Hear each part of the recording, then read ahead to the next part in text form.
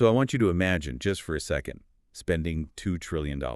Oh, wow. Yeah, that's a number that's almost hard to even picture, right? Right. I mean, $2 trillion, sacrificing thousands of lives, dedicating like over a decade of your time to a massive project. And then at the very end of it all, you look up and realize you've achieved the exact opposite of what you set out to do. It's just staggering. A complete strategic failure. It really is. And welcome to the deep dive on the 2003 U.S. invasion of Iraq. Yeah, glad to be here. This is it's one of the most lethal paradoxes in modern history, honestly. Definitely. And today we've got a massive stack of sources, declassified docs, geopolitical analyses, firsthand accounts from the military and civilians. And our mission for this deep dive is to look past, those basic headlines you probably remember. We really want to uncover why this conflict actually happened. Right, getting into the actual machinery of it all. Exactly. The intelligence failures behind the scenes, the psychological bluffs that just totally backfired, and of course that chaotic aftermath. So, okay, let's unpack this, because to really get the sheer scale of this event, we actually have to realize the seeds for the 2003 invasion weren't planted after 9/11. They were planted, 5 years earlier in 1998? Yeah, and honestly, to even understand 1998, you can't just start the clock there either. You have to freeze the timeline and rewind a bit to the end of the Cold War. Oh, really? So we're going back to, the early 90s? Exactly. Because to grasp the invasion, you have to understand this massive global power shift. When the Soviet Union collapsed, strategies that worked perfectly in a bipolar world where, two superpowers basically kept each other in check, they became totally obsolete. I mean, that makes sense. The rules of the game just vanished. Right. And so let's look at the actual architecture of that post-Gulf War environment.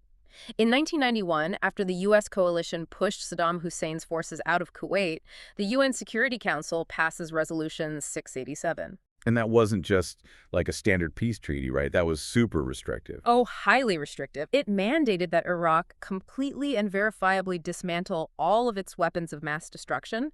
So chemical, biological, nuclear programs, long-range missiles, all of it had to go. And to make sure he actually did it, they enforced it with these incredibly brutal sanctions.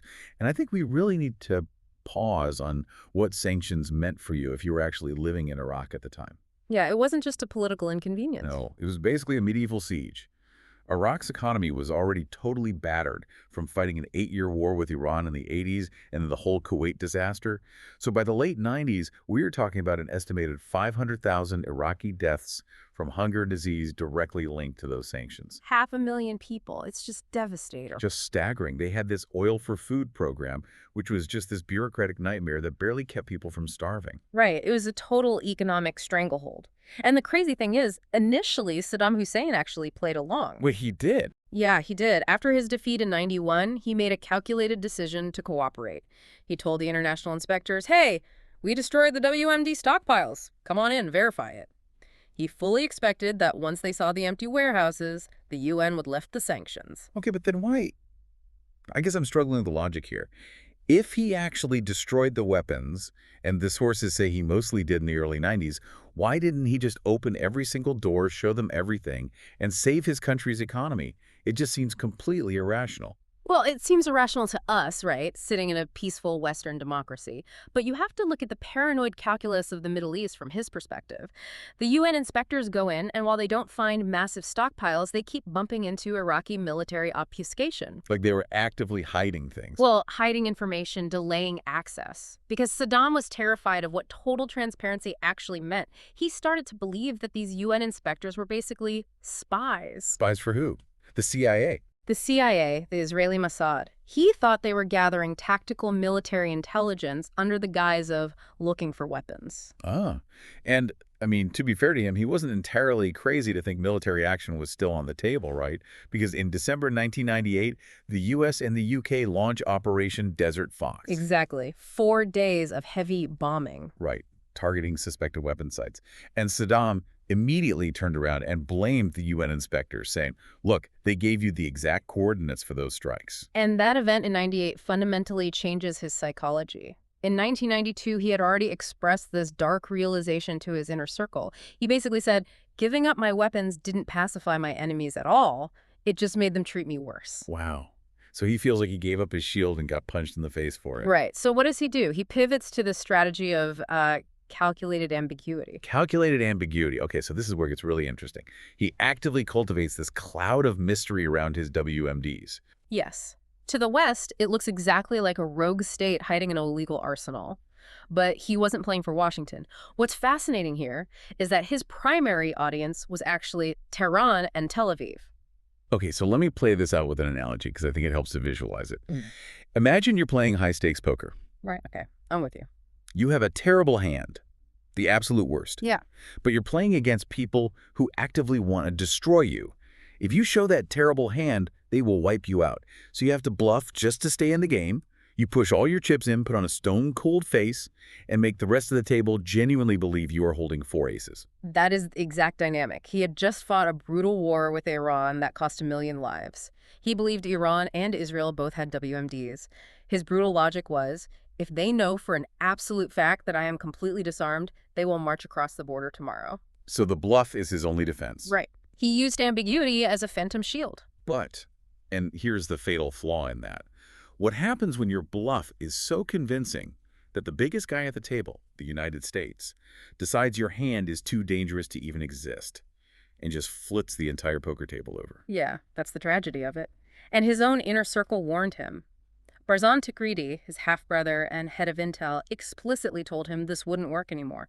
Takriti basically said, the Cold War is over. You can't play superpowers off each other anymore. If you keep playing this game with America, they will isolate and destroy us. But Saddam just ignores him. He clings to this outdated Cold War rulebook. Totally. He was managing a local neighborhood rivalry while completely ignoring this massive tectonic shift happening globally. So let's talk about that shift, because while Saddam is playing this dangerous game of local survival, a completely new political ideology is forming across the globe in Washington, D.C., and they're actively looking for a reason to call his bluff. The neoconservatives. Exactly. Yeah. In 1998, this group of politicians actually sends a letter to President Clinton urging him to take preemptive military action and overthrow Saddam. And Clinton declines to invade, though he does make regime change official U.S. policy. But these politicians don't go away. By 2000, they published this manifesto called The Project for the New American Century. And reading that document today, it is genuinely chilling. They basically argue the U.S. military needs this massive transformation to dominate the globe.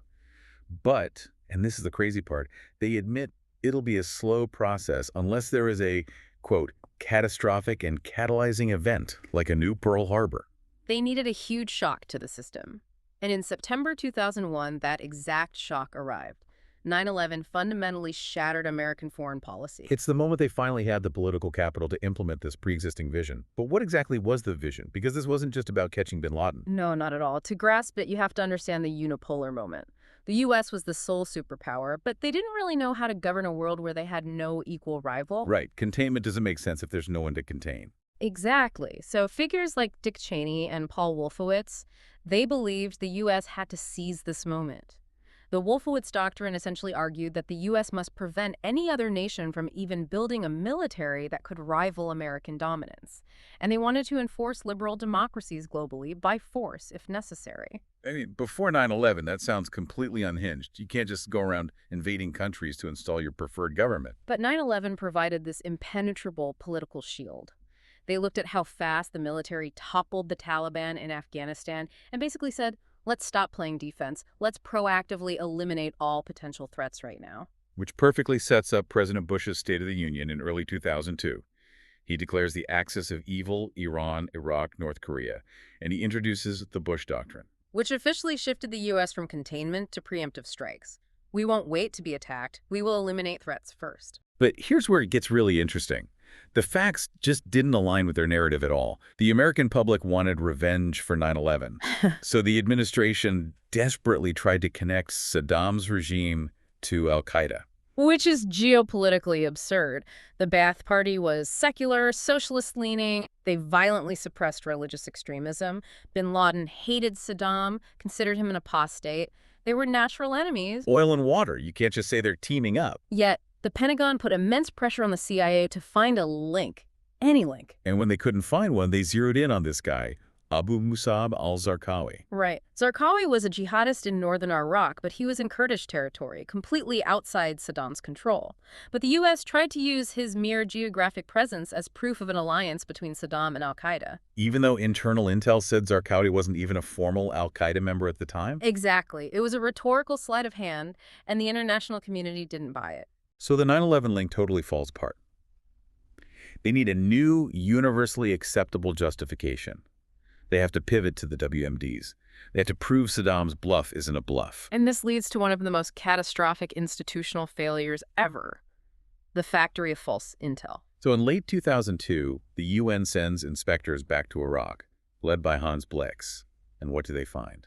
Absolutely nothing. Hans Blix is practically begging Washington, saying, if you're so certain these weapons exist, give us the coordinates. But the U.S. is getting their intel from somewhere else entirely. They're relying on these Iraqi opposition figures living in exile. Yes, specifically a network around a man named Ahmed Chalabi. He headed the Iraqi National Congress, heavily funded by the CIA and the Pentagon. And Chalabi hasn't even lived in Iraq since, what, the 50s? Right. But he recognized an opportunity. He wanted Saddam out so he could take over. So his network starts acting as a clearinghouse, funneling these fake defectors and unverified reports to Western intel agencies and the media. Like the story from the guy they called Curveball. Rafid Ahmed Alwan al-Janabi, an Iraqi chemical engineer seeking asylum in Germany. He told German intel he worked on a secret fleet of mobile biological weapons labs. Mobile labs, just driving around the desert, dodging inspectors. It's the perfect excuse for why Hans Blix can't find anything. It was too perfect, and because he was a real engineer, he used the right technical jargon, but he completely fabricated the biological weapons part. And the crazy thing is, the Germans actually warned the U.S. that this guy was probably lying. Yeah. How does this end up in a presidential speech? Because of severe confirmation bias, the CIA knew it was baseless. But within the Pentagon, Donald Rumsfeld and Paul Wolfowitz had set up their own unit, the Office of Special Plans. Just to bypass the CIA entirely. Exactly. To cherry-pick raw, unverified intel that supported the invasion and feed it straight to the White House. It's just wild. And it wasn't just Curveball. There was the UK forging documents claiming Iraq bought uranium from Niger. The Yellow Cake uranium claim. Italian intel provided this dossier, but the documents were glaringly forged. They referenced officials who had been out of power for a decade. The CIA even sent former Ambassador Joseph Wilson to Niger, and he reported back that it was totally bogus. But they used it anyway. President Bush puts it in his 2003 State of the Union. And this all culminates in Secretary of State Colin Powell's infamous presentation at the UN on February 5, 2003. Powell was highly respected, the moderate voice of reason. When he held up that vial of simulated anthrax and talked about Curveball's mobile labs, it gave this hollow case a veneer of immense credibility. But the global public didn't buy it. Think about the reaction. On February 15, 2003, over 35 million people in 90 countries protested. The largest coordinated anti-war demonstration in human history. And yet, despite unprecedented global pushback, zero concrete evidence from the UN, and obvious forged documents, the invasion is greenlit anyway. Diplomacy was abandoned. The Bush administration issued a 48-hour ultimatum for Saddam to leave, which obviously he ignored. Because he can't show weakness. So the theoretical war is about to become very, very real on the ground. Let's talk about March 2003. Shock and awe. Right. The plan was speed and precision. A classic hammer and anvil strategy push down from Turkey in the north, push up from Kuwait in the south. But they hit a massive logistical wall right away. Turkey actually votes to refuse the U.S. military access to their territory. Which is catastrophic for the war plan. The entire northern front disintegrates. The Pentagon has to funnel almost all their heavy armor, tens of thousands of troops, through one narrow entry point in Kuwait. It's just a massive traffic jam stretching for hundreds of miles up a single highway toward Baghdad. Highly vulnerable. But before the ground troops even cross, on March 19th, the U.S. tries a shortcut. CIA gets a tip. Saddam is at a compound called Dora Farms. So they attempt this decapitation strike. Exactly. Drop stealth bombs and cruise missiles, kill the leadership, paralyze the command structure, and hope the army just surrenders. But it fails. Saddam had left hours earlier. And this wasn't the only time. The U.S. launched 156 separate assassination attempts on Ba'ath leaders during the invasion. and they killed exactly 0 of their primary targets. 0 out of 156. It shows the limits of high-tech intel in a chaotic war zone. So the ground invasion officially begins, and Saddam completely miscalculates. Oh, totally. He assumes the U.S. is too scared of chemical weapons and urban warfare to actually drive to Baghdad. He thinks it'll just be airstrikes. But his own generals knew the truth. They knew the Americans weren't coming all this way just to bomb the desert and leave. They knew it was total regime change.